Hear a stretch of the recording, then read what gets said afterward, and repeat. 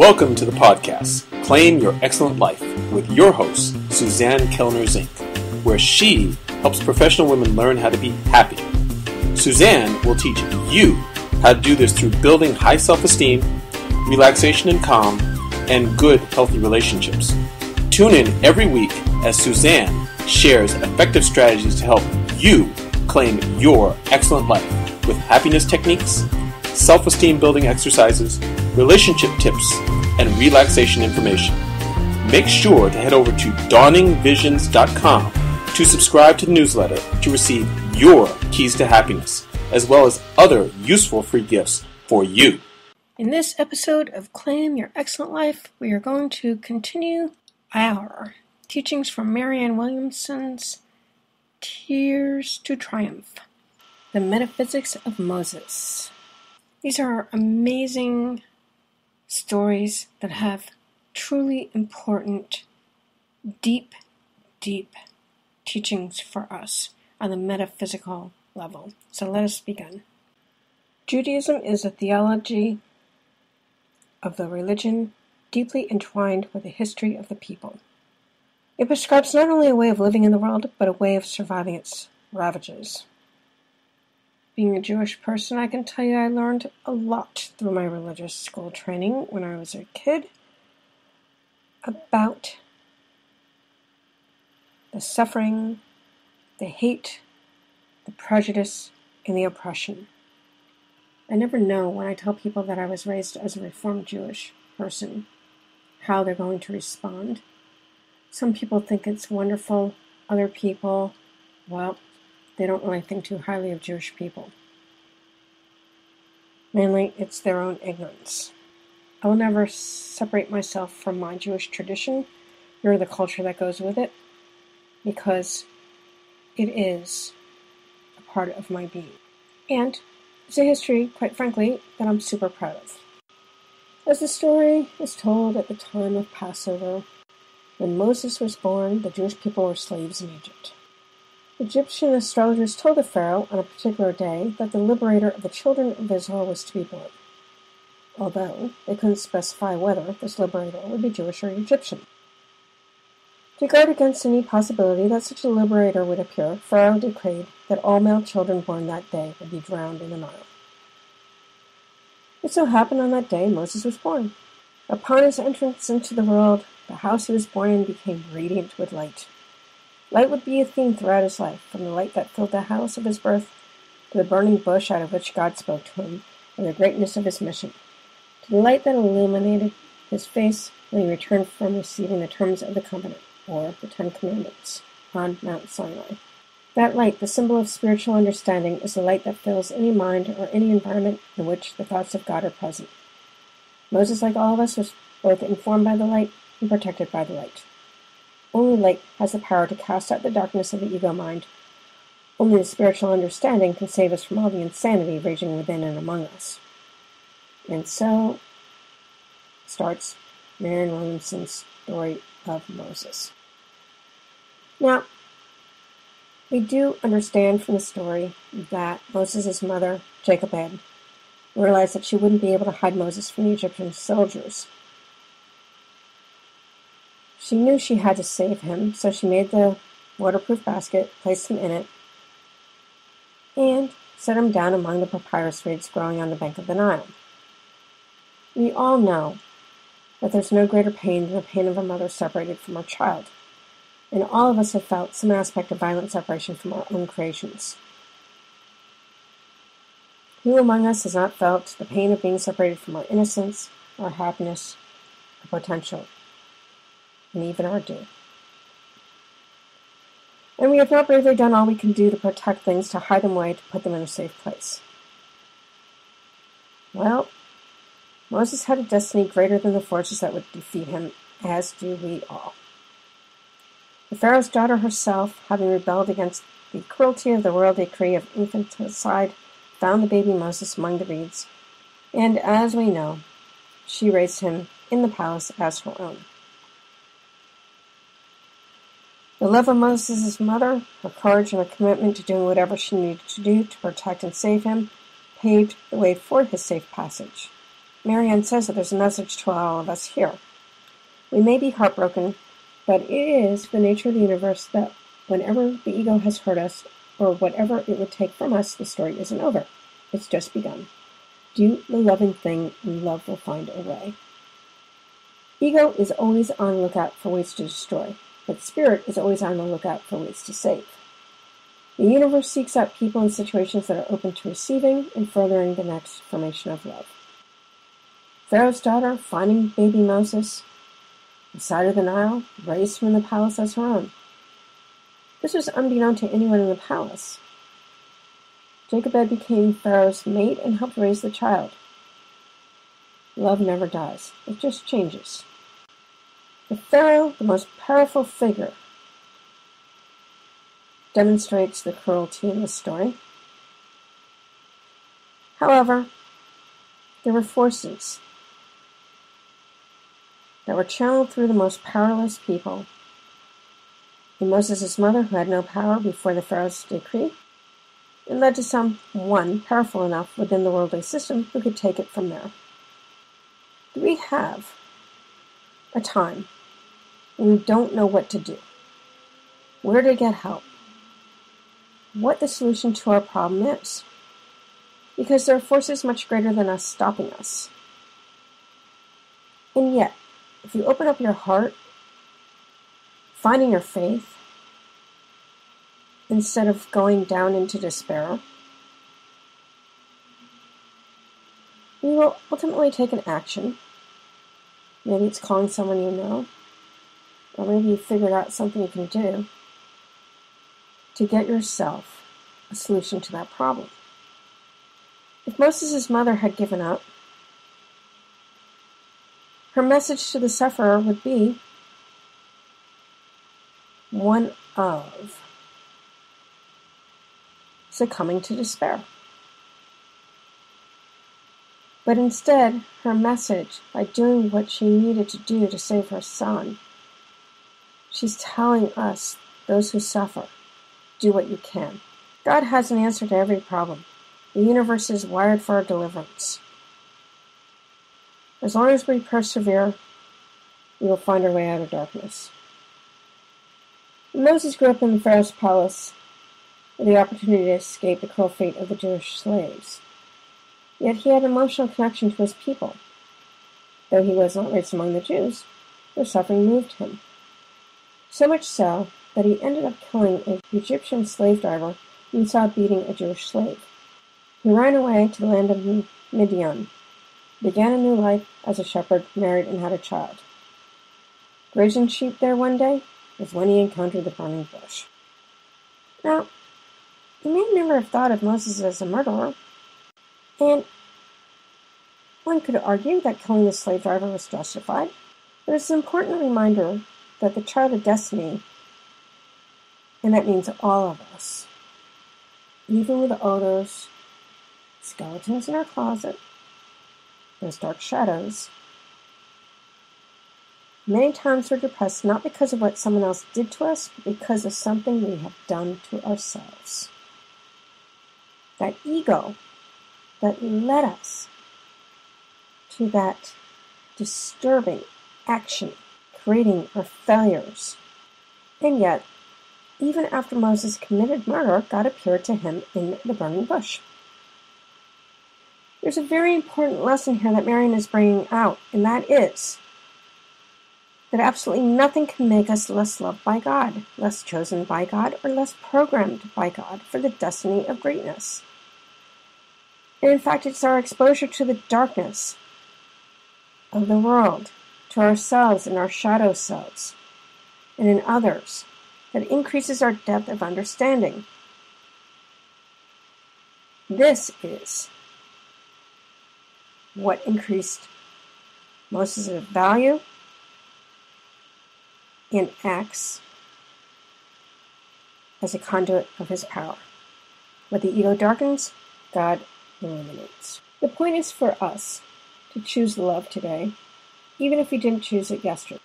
Now, while he was tending the flocks, he had a sense of knowing.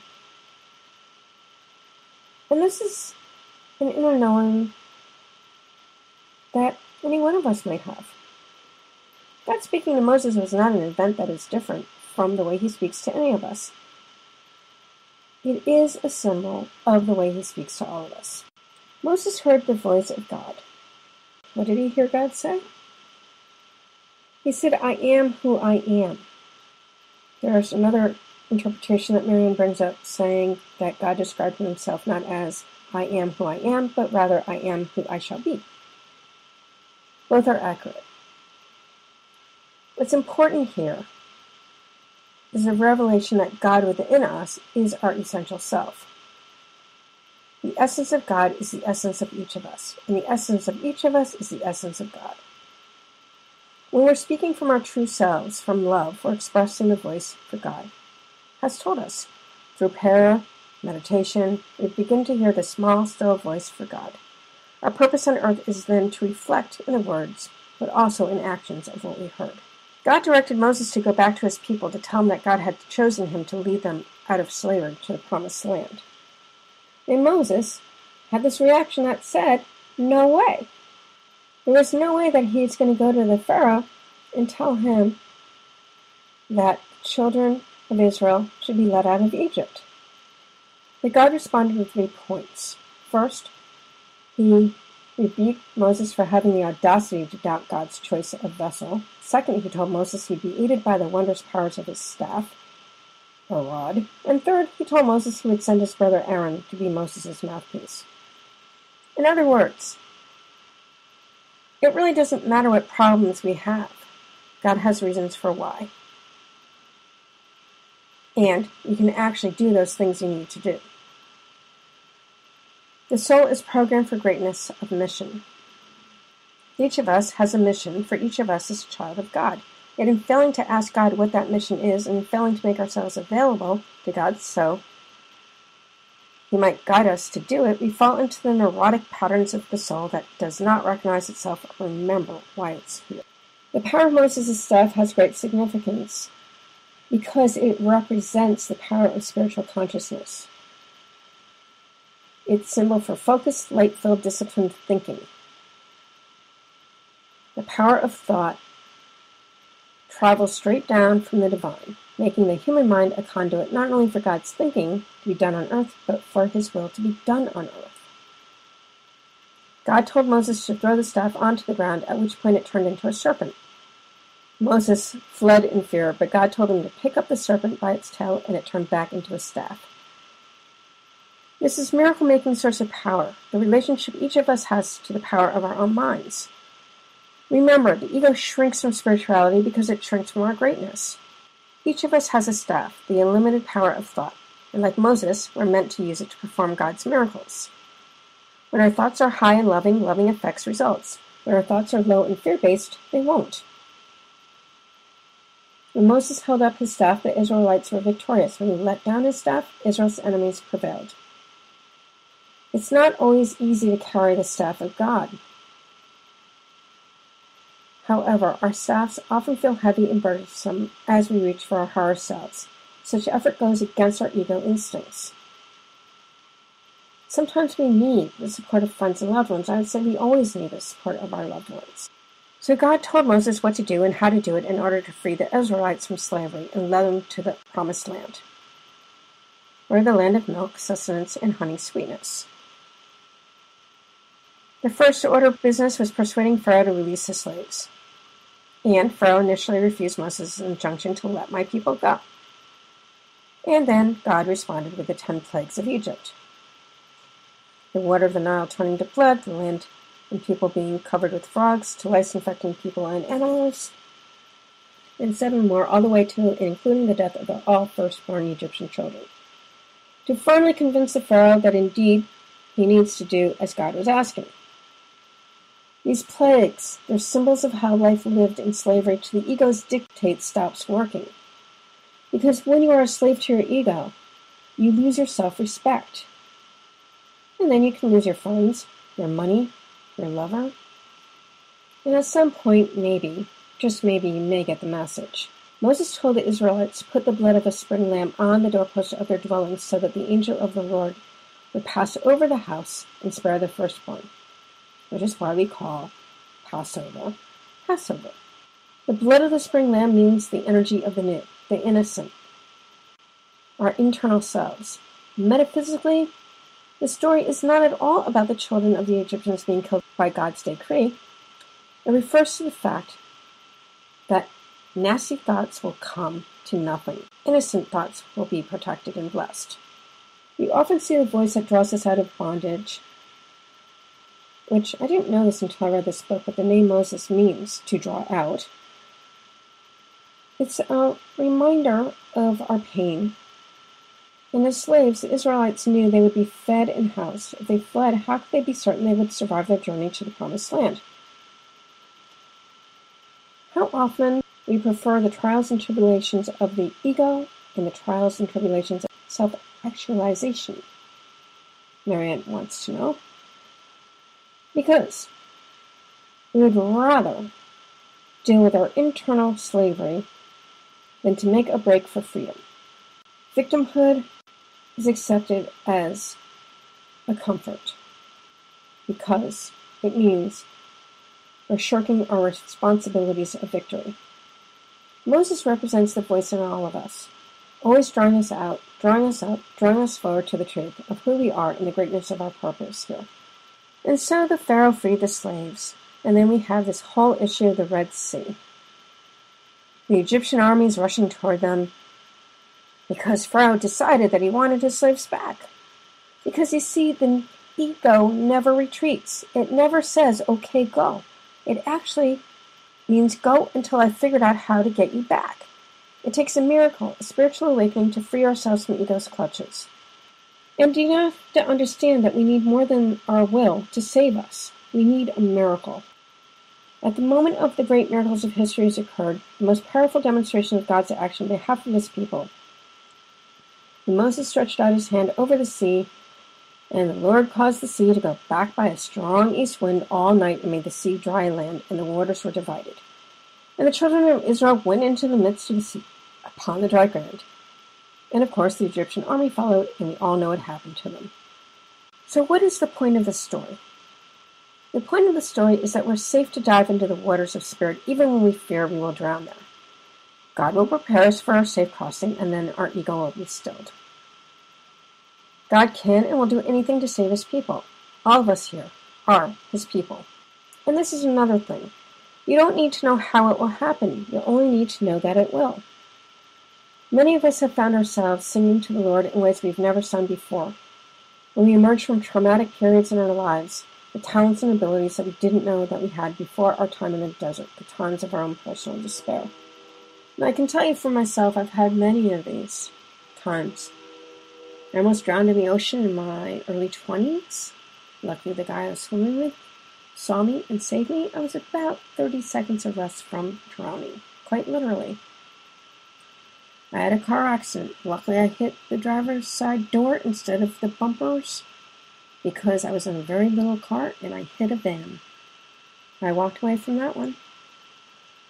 And then there was the kidney infection, where they were worried about sepsis. And the brain tumor wasn't going to kill me, but I can tell you this. It's even more scary to think that your mind may be taken than to know that you're going to die. At least that was my experience. But I would have to say that the most important thing that I overcame that really helped me to understand what I do understand in terms of psychodynamics of people and how they create their realities to harm themselves is really through my own battle with manic depression, otherwise known as bipolar 2 today, and coming from a family with a lot of mental illness. Studying it, working with those who have it, I learned that we can overcome almost anything if we put our minds to it. And I'll tell you this, without our health, mental, emotional, physical health, and dare say spiritual health, we don't have a life. We just don't. Because we need to be the best people we know how to be. This is what makes us feel good inside. It leaves us without feeling any guilt. It leaves us without feeling shame. It gives us a sense of knowing who we are and doing good in the world feels wonderful. So we have the 10 Commandments, and I'm not going to go through them because, well, it'll just take too long. However, what I do want to go to is that in being delivered to God, we're delivered from the illusion of who we are to the reality of who we truly are. We go from being addicted to being sober, from being needy to being independent, from being afraid to being brave. We're burning through a lot of ego on our way to a life that lies beyond it, having to face whatever we need to face before we can face God. And this can be painful, perhaps even torturous. It can be humiliating. It can be terrifying. But the journey through the spiritual wilderness is not a waste, for it leads to the promised land at last. The last are Marianne Williamson's words. So Moses was 120 years old when he climbed Mount Nebo, and God showed him the land all the way to the Mediterranean Sea, saying that this is the land I promised on the oath to Abraham, Isaac, and Jacob. And I said, I will give it to your descendants. I have let you see it with your eyes, but you will not cross over into it. Because why?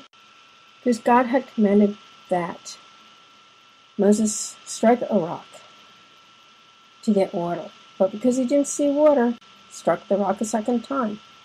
And for this, God punished Moses by denying him entrance into the promised land. This has everything to do with the lack of faith, which diminishes our power and denies our inner peace. It's not that we don't hear what God is saying, it's that we don't believe what God is saying. We don't like what God is saying. And so, our life will continue to draw us to our destiny of a deeper relationship with God and more powerful performance of the task to which He assigns us. Your ego is your mental slave driver. It is the unconscious part of us that leads us time and again to sabotage ourselves. In whatever ways we do it, we might harm our relationships, we might not overcome our addictions, we might make just some stupid decisions. It is a part of us that basically ruins everything that happens in the most negative way possible. It is the part of us that doesn't see the hope. The ego only has one goal, your suffering, while God another, your deliverance. Whether it's the suffering of age, disease, whatever it is. The creator of the universe overrules force that would obstruct his plan. The arc of the universe moves, however slowly, in the direction of good. Serving God is nothing more than extending love. It is the only way to be happy.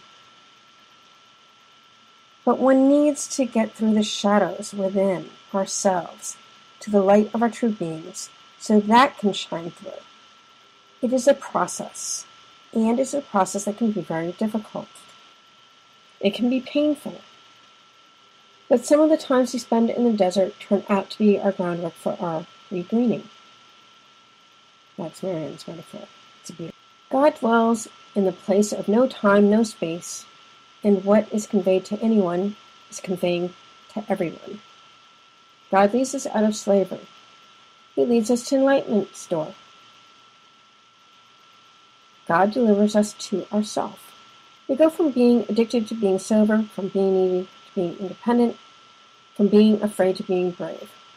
There's parts of us that die in order to give birth to what's trying to be born. But the journey through the spiritual wilderness is not a waste, for it leads to the promised land at last. Extreme suffering has marked the history of the Jewish people in modern as well as ancient times. Anti-Semitism and the evils of it date back many centuries, from pogroms of Europe and Russia to anti-Semitic incidents on the rise in many places, and even now. During the Holocaust, almost 6 million Jews were killed by the Nazis between 1941 and 1945. However, I would like to also include the other 6 million that were also killed, the elders, the children, the developmentally disabled, and anyone else that Hitler had decided wasn't worth being let to live. The promised land is a state of consciousness. It's the inner peace that alone guarantees the outer peace for our children and our children's children. We who are in God and who He would have us be in the world, in terms of the relationship that we have with God. Having suffered, we are called to be sensitive to the suffering of others, being oppressed, to be resistant to any temptation to oppress others. God's call to be a holy nation, like the call to the holy individual, is not without its pain. The lessons God throws to Jews are never easy ones. The journey of the Israelites began thousands of years ago and continues to this day, as fraught as ever, as dramatic as ever, and as powerful as ever. God is with us still and will be with us wherever we go. And so, whether or not you believe in God, it's immaterial to me. What I do want you to understand is that there's an inner magnificence inside you. If you allow yourself to get quiet, if you allow yourself to be still, and if you allow yourself to listen to it, be it your intuition, your inner wisdom, whatever you would like to call it, this is the part of you that knows what's correct for you to do in every area of your life. And if you choose to listen to it, you will find happiness and fulfillment, peace and calm. Because isn't that what we all want? Yeah, I know a lot of people talk about money and wealth and all this other stuff. And yeah, money is wonderful. And it's not all that matters. What truly matters is to be of service to yourself and others by listening to your true inner wisdom. I'd like to remind you all of the trainings that I'll be doing for the type 2 diabetic children or their parents. Both of them if it's a 2-parent family, one of them if it's a 1-parent family, so that they have an environment in which to eat the appropriate foods without ever feeling like they're missing out on anything. Really, denial is not a good way to go, especially for kids. And to learn how to best stick with the program using the hypnotic tools and techniques that I will be teaching.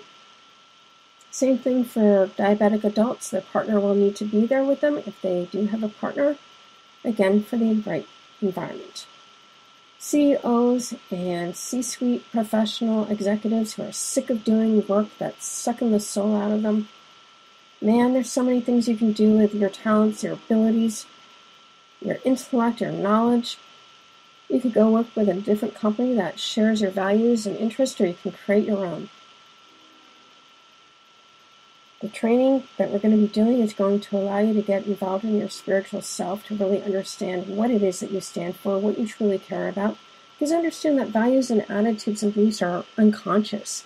You might have some that are consciously unconscious, but they do live in your unconscious mind. And anytime you're asked to do something that doesn't feel good to you, it's because your unconscious is telling you that it goes against your values and belief systems. In my training, you'll learn everything that you need to figure out what's best for you and how to really put all these talents and knowledge to work in a way that works for you and for the world at large. And lastly, and most importantly to my mind, are we the wellness professionals? How many of us have issues we have yet to resolve? And I know that therapists go to therapy school and they do therapy on themselves.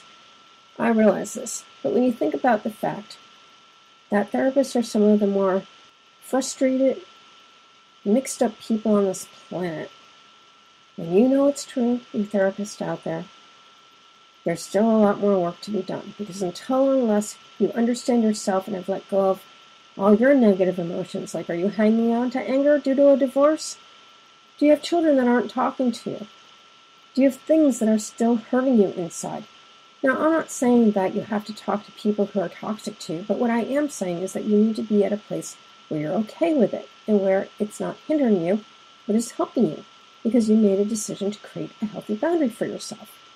Big difference. Or how many of you are workaholics or are addicted to something? Food, shopping, gambling, whatever, maybe even sex. You know, I don't. Doesn't matter.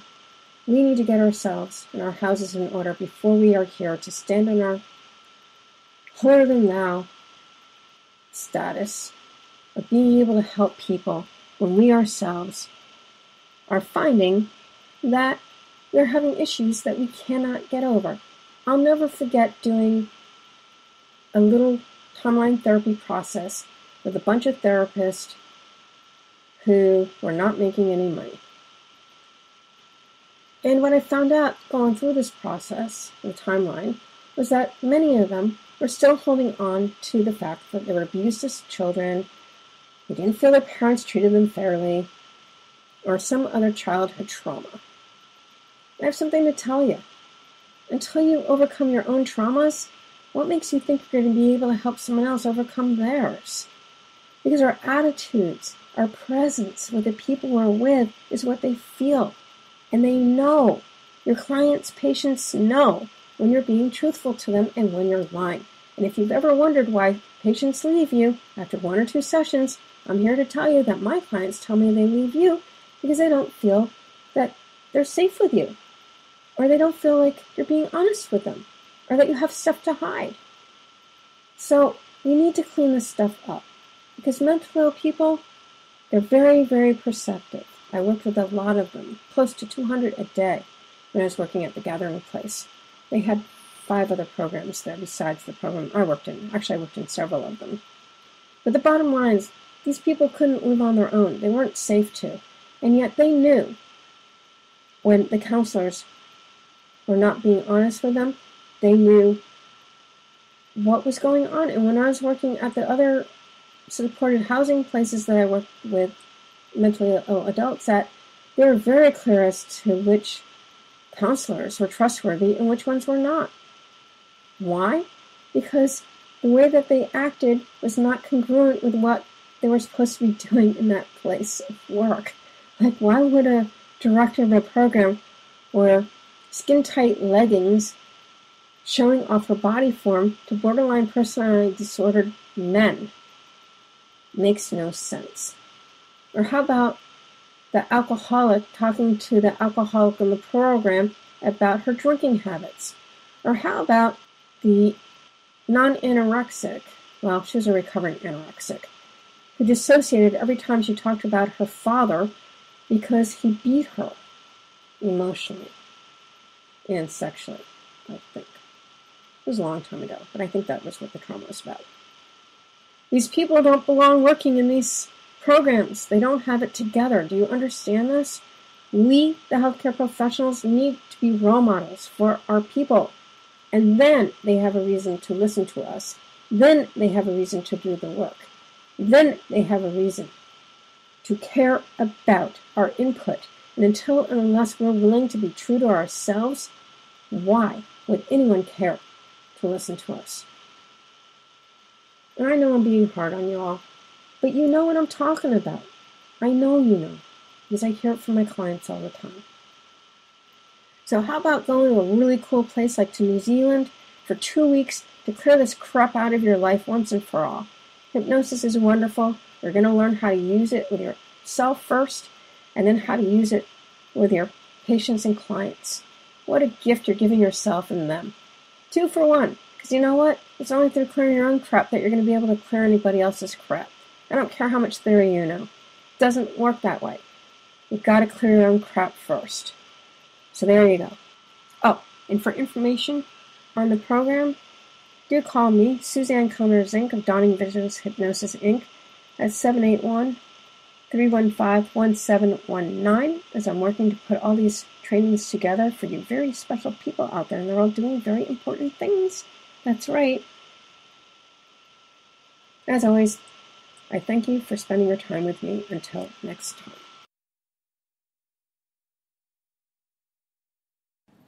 If you had found the information that we have shared with you here on Claim Your Excellent Life to be helpful and interesting, please do us a favor of giving us a rating on iTunes. We hope it will be 5 stars, as well as a review. Doing both these acts will move the podcast up in the ratings on iTunes so more people will be able to find us. Also, please do us the favor of letting your friends and colleagues know about this podcast so they too can gain the knowledge that we're sharing here. We'd like as many people as possible to learn from what we have to give here.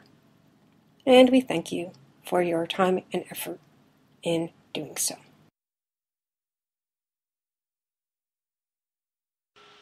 Thank you for listening to the podcast, Claim Your Excellent Life, with your host, Suzanen Kellner-Zinck, where she helps professional women learn how to be happy.